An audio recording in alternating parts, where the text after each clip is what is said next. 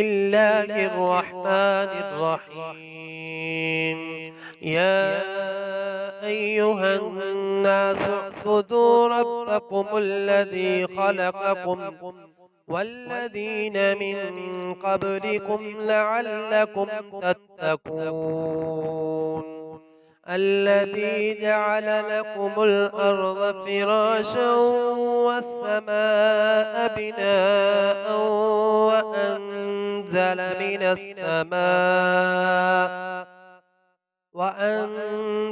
من السماء ماء فأخرج به من الثمرات رزقا لكم فلا تجعلوا لله أندادا وأنتم تعلمون. وإن كنتم في ريب مما نزلنا على عبدنا فأتوا بسورة من مثله وادعوا شهداءكم من